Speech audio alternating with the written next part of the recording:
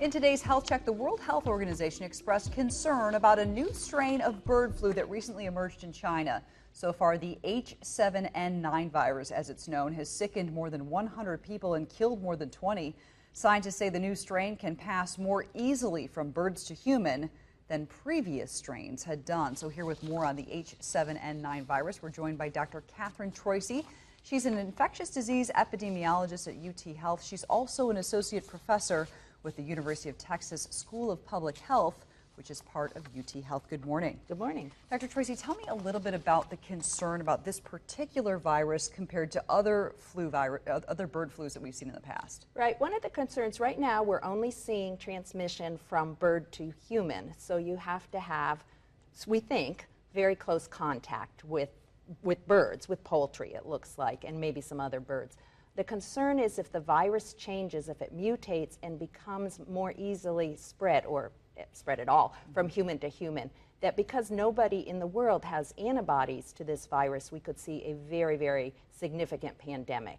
And certainly it's been a huge problem in China. They've had to close several of these bird markets, but as they've done so, they've seen those rates drop quite a bit, the infection rates, right? Yes. And this was done with other outbreaks of bird flu with good success. So yes, in Shanghai they've closed the market.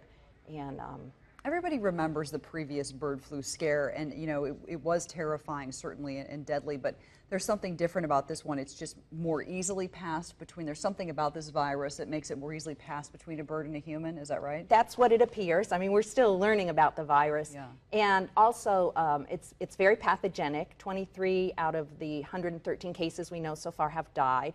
And there is also concern because the virus, although it's very severe in humans, does not appear to affect birds. So they can pass along the virus. But what that means is we can't monitor for it as well as we can have in the past for other bird flus. No looking at sick birds, dead birds to analyze that. It's just the people, unfortunately. Right. What are the symptoms of this virus? It's the same as regular flu: high fever, muscle aches, cough.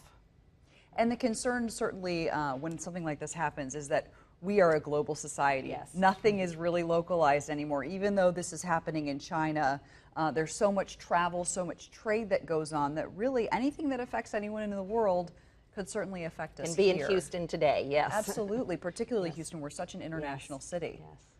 And so what should people be aware of, do you think?